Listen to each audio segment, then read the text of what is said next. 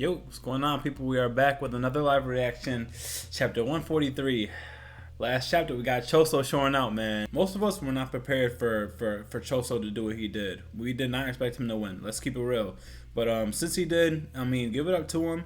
Naoya, you suck. I mean, you don't suck, but you know what I'm saying. Like you were so hyped up. First grade, special first grade. You know what I'm talking about. We thought you were with the shits, but you were caught off guard. But then again, you're a special grade 1. You should have saw that one coming. So let's just say you're lucky that okkotsu pulled up when he did, because yo ass would have been grass. But anyway, no more introduction. Let's get this chapter going. I can't wait. Chapter 143. One more time. And there goes okkotsu. Looks like you're hurt, Naoya. So we're picking up literally exactly where we left off. And Naoya's looking at him like, don't say shit, nigga. You know I lost, but don't say shit. Don't look down on me, kid. I mean, he's looking down on you for a reason. You're down. Like, you're literally down. And Naoya looks shocked for some reason. Was he about to, like, throw up or something? Yeah, he got hurt bad. What? Poison? Oh yeah, Choso's blood is he has the poison inside of it, so I forgot about that. So yeah, now not only did he get his ass whooped, but even though he got knocked out by okkotsu, he still got like the after effects. Like, can blood manipulation do that? No, this isn't the effect of a cursed technique. There was so much blood. He isn't human. He isn't human. Now he's catching on to the fact that okkotsu, that Choso isn't human. A fully fleshed curse? My body is rejecting non-human blood that entered me. I mean, yeah, should his body accept like blood going into him? Like, unless it's like his blood type, is he like O positive or something? Does he have universal blood where he can accept people's blood or whatever? Like, why is he surprised that it's rejecting? Anyway. Shall I heal you? And he's looking down. He asks you again, shall I heal you? My reverse curse technique can heal people. In return, please inform your superiors of Itadori's death. Look, so this is how okkotsu's gonna do it. This is how he's gonna do it. So he said, just leave. Just leave right now. And just report to the higher ups that Yuji's dead. So the higher ups, that's pretty lackluster on their part. They don't even have to see Yuji's body.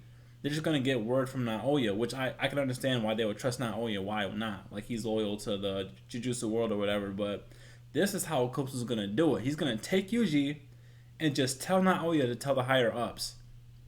Okay. That was a lot more simpler than I thought it would be, but whatever. Jin. Hey, Jin. And some, like, sakura petals, or it's black and white. I'm assuming it's sakura petals because it's Japanese, you know. Yes, father. If it's about her, I'm leaving. So this is a guy named Jin. Oh, wait. Oh, wait, whoa. That looks like Yuji's grandpa. What the heck? Okay. I'm skipping ahead, by the way. Let me just keep reading. Jin, you can leave your life however you like, but give up on that woman. You will die. This guy named Jin is holding a baby. If that's Yuji's grandfather, then that means that's Yuji's dad. And that's baby Yuji right there. Don't talk about such things in front of Yuji. See, look! They say babies remember more than we think.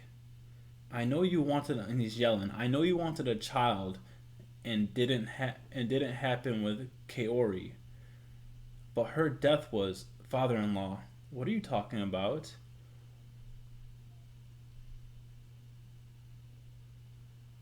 Whoa!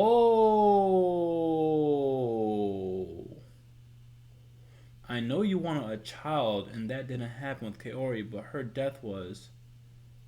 Hold on. Okay, hold on. Before I even continue.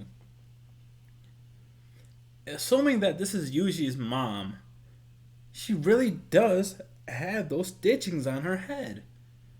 So is that even like a woman? Is that Noritoshi? Let's continue. Let's just continue. So, okay, then Yuji wakes up, and okkotsu's right there. Okay, I see the scene. In my head, everyone was like, "Oh, Okkotsu's bad." I'm like, "Bruh, he's gonna act like Yuji's dad. He's gonna even like, bruh." I literally said this. I forgot which video. I'll like put it like right here, or whatever. But I said it in a video. And did you guys also peep that light emitting from Okkotsu's sword, that broken sword that he had before he stabbed Yuji? Now I know Yuji was spitting up blood when he got stabbed, but what if Okkotsu low-key healed Yuji or something? It's like some shit. I don't know. I don't know. That this is exactly how it's gonna play out. Okkotsu's gonna act like he killed Yuji. He even made like actually like beat him up really bad to the point where he's like actually like trying to convince someone. But yeah, this is exactly how I thought it would play out. What a relief. And Okkotsu's being all nice now. See, look, bro, look, man. This is cool. This is exactly how I thought it would play out. But anyway, whatever. I'm not being narcissistic. I think it was around September. Gojo Sensei came to see me. He asked me to watch over you, so I had to put on this act. Act? Yes, this act that you've seen this literally this whole time. Yuji, catch up, man.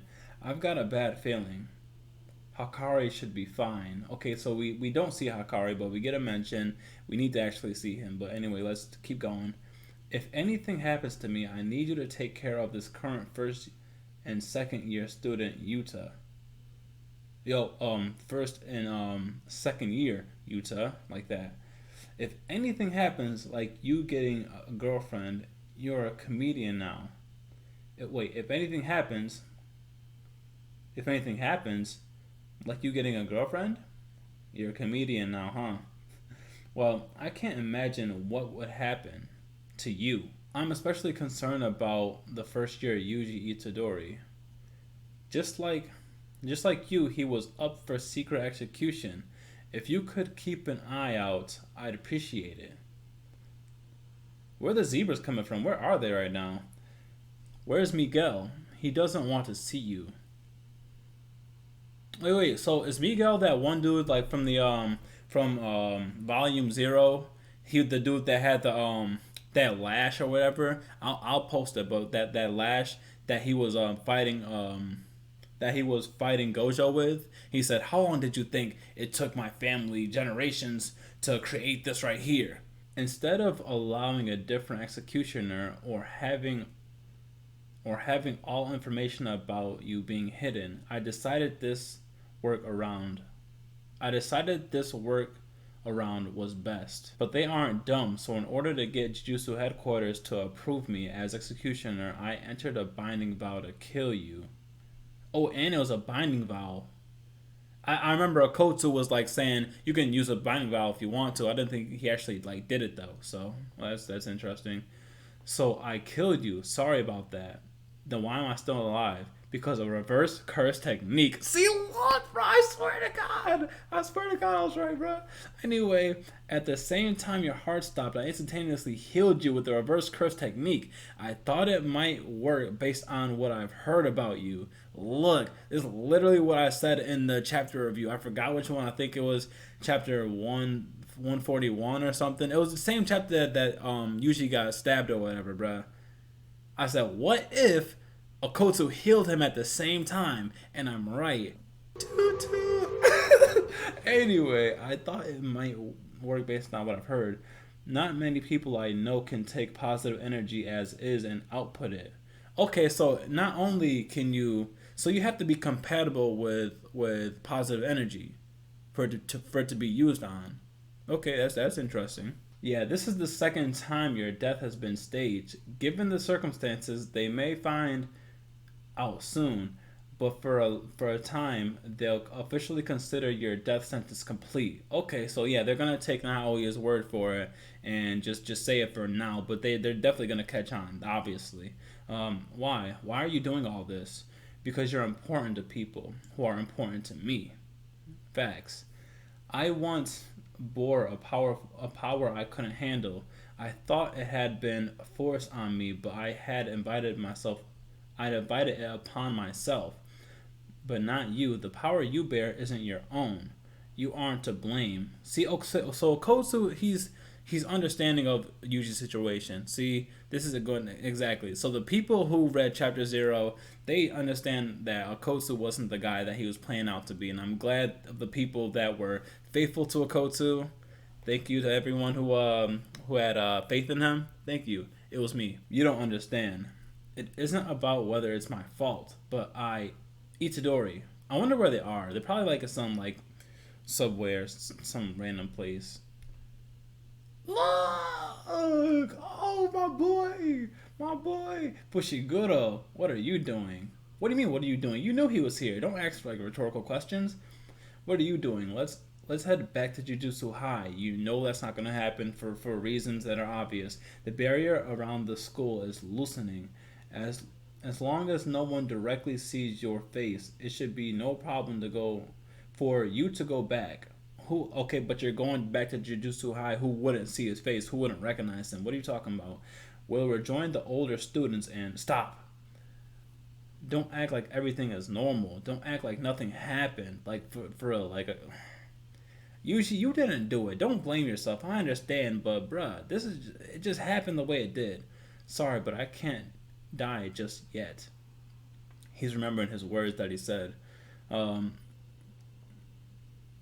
He resists, but I bet he's unsure of whether or not he deserves to live. Yeah, at the same time, okay, whatever. That's why he held back when fighting me. He even Yuji held back?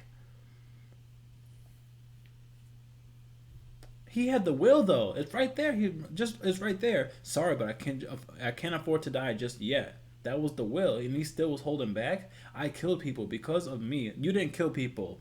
What's his name killed people with your body. So I don't know why you're being so. Because of me, lots of people died. It's our fault. Don't be selfish. Right, this is a family thing. Even Nanami said this. Like, bro, this is no, not Nanami, but Toto said this like before Yuji and him fought Mahito. He was like, bro, this is a burden that we all have together. This isn't like a one person thing. We all share this burden. We're all Jujutsu sorcerers. We all know that this is something that could happen. Like we could have died that night. He didn't say that. I was just like freestyling just then. But anyway, don't be selfish and give up all alone. Of course you'd say that. We aren't heroes fighting for justice. Hold on. Is this Megumi's first time meeting Okkotsu? I mean, he's just there casually. He's not like, who are you or nothing. Like he's just like talking. We're Jujutsu sorcerers. Exactly. He's saying the same thing that Toto said. We're Jujutsu sorcerers. No one can ever truly judge us. So we must continually prove the worth of our existence. Like for real. And we don't have the luxury of thinking about ourselves. We just gotta save people. This is what you signed up for. Like you don't have room to be selfish right now. I believe that was their original principle behind your actions. No, Fushiguro, it's because as long as I'm around, you will suffer. He knows that though. It's not about that, bro. Stop being so selfish. It's not about that. He understands. Usually gotta snap out of it. Someone has to like beat his ass again. Okay. Matter of fact, I didn't realize this until just now, but where is Choso? Where is Choso right now? I mean, maybe it was for the best to be okay. I thought that Okkotsu wasn't gonna leave him. Maybe not Aoya took him. But I think Okkotsu just left him out like Debo to just be knocked out in the streets or whatever. So start by saving me, Itadori. What do you mean? Start by saving me. Noritoshi Kamo has made plans for those involved with Jujutsu to face off in a culling game, and Tsukimi is ensnared in that. This, I'm assuming a guy, whatever. So I'm begging you, Itadori, I need your strength. And there's a picture of Tsukimi. She's awake and everything. She has a bandage on. She didn't have a bandage on when she was in a coma though, did she? Why did she have a bandage or whatever? The culling game rules. After awakening a curse technique, players must declare their participation in the culling game at a barrier of their choice within 19 days. A barrier of their choice. So there are multiple barriers. Let me just wrap my head around this real quick. Any player who breaks their previous rule shall be subject to curse technique removal. Any player who breaks the previous rule. So okay, so breaking the rule as in like not choosing the barrier of their choice within 19 days. Okay. Non-players who enter the barrier become players at the moment of entry and shall be considered to have declared participation in the culling game. So even non-players? What do you mean non-players who enter the barrier? What does that mean? And players just okay. So there are players and non-players can enter, but players I'm assuming are the marked ones that fake Noritoshi had. Players score points by ending the lives of other players. Points are determined by the game master and indicate the value of a player's life. As a general rule, sorcerers are worth 5 points and non-sorcerers are worth 1 point. So you can end anyone's life that enters a barrier, but the non-players, how do they know they entered a barrier? I'm kind of confused. I gotta see this in action for me to get more insight on what this really is. Rule 6. Excluding the point value of a player's own life, players may expend 100 points to negotiate with the game master to add one new rule to the culling game. Wow. I'm gonna keep forgetting the population. He's at like over 1,000 people he marked, and he's including non-players. I'm assuming non-sorcerers. So like a lot of people basically. Rule number 7. In according with the previous rule, the game master must accept any proposed new rule unless it has a marked and long-lasting effect on the culling game, which would be what kind of rule? If a player's score remains the same for 19 days, that player shall be subject to a curse technique removal. But when your curse technique is removed, do you I don't get it. Do you die or something, or do you just lose your technique? I mean, it's not too bad. I mean, I guess in a world like this, you'd want a technique. Especially if you have a technique. Like, if he gave you one, you'd want a technique. So, and that's the rules of the culling game. Wow. And according to Noritoshi, this is all for the revolution or evolution of humans, or just think of humans. For sorcerers or whatever, for people to understand the true essence of curse energy, the true core of it, for whatever reason. Wow, this is crazy. Like he put this plan into motion. Where was N.O.A when all this was happening? Like, now that I see how dire this is, why wasn't the Zenin family? Why wasn't the higher ups? Why wasn't big people sent to Shibuya in that incident so this wouldn't go down? Why did they send like first years and stuff and like not scrubs, but like, you know what I'm saying? They had a lot stronger people they could have sent into the battlefield, and now this is happening because they didn't do it. Like, this is why I'm really like curious about the higher ups and their true motives and stuff. They've been really sketchy like since chapter 1, and that when they're trying to execute Yuji. So wow, this is really interesting. I can't wait to see how this is gonna play out, honestly. So and Tsukimi, and they're kind of forced. The players and non-players who enter the barrier are forced to kill. Well, mainly the players who have curse techniques are forced to kill people unless you don't care about not having a technique, or unless like if your technique is gone, you die, kind of thing. But if you don't die and you just lose your technique, I wouldn't kill anyone. I mean, yeah, you had powers and stuff, but still. And this is really gonna show what kind of character Tsukimi is, and I want to see what kind of power she has, cause she's marked, so she's definitely a player.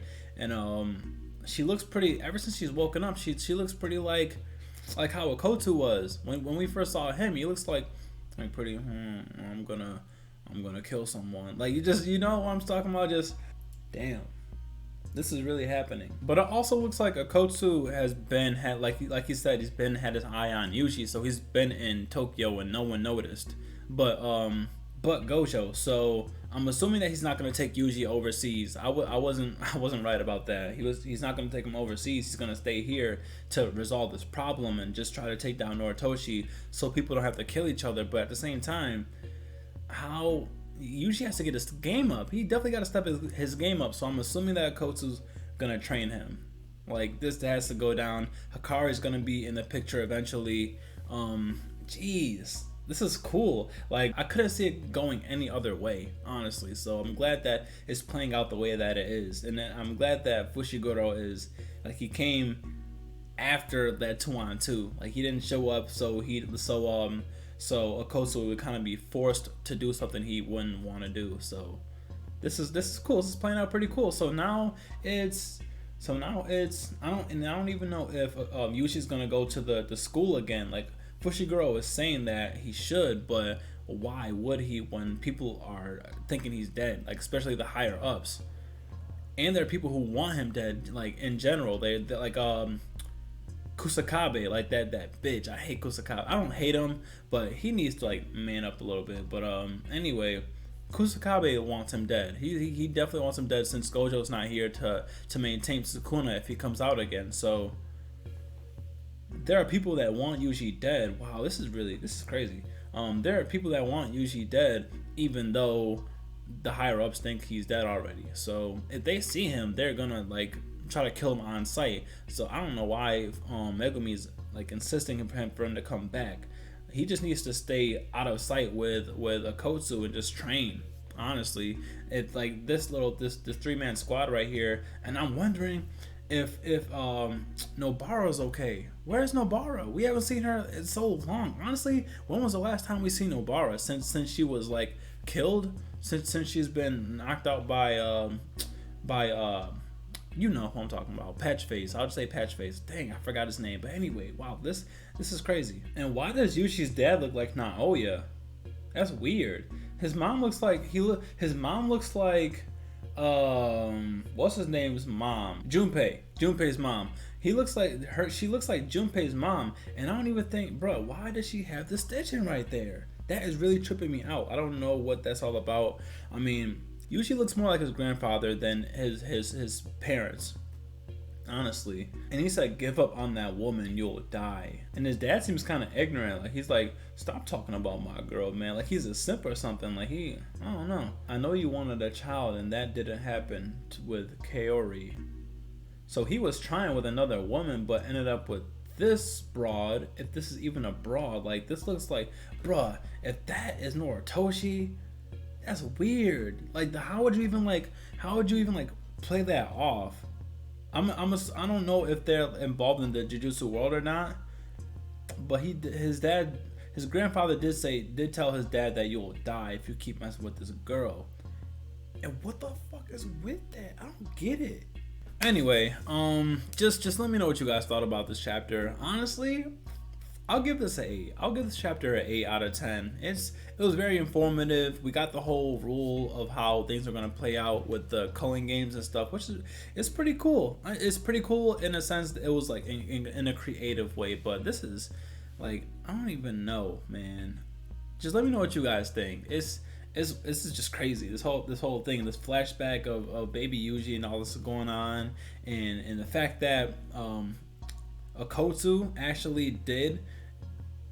actually is a good guy. So I'm just glad at that part. That actually 8.5. Since I was right about that, I'm giving that an 8.5. So just let me know. Comment, like the video, all that YouTube stuff. Y'all know how it goes. I will see you guys in the next video. Peace.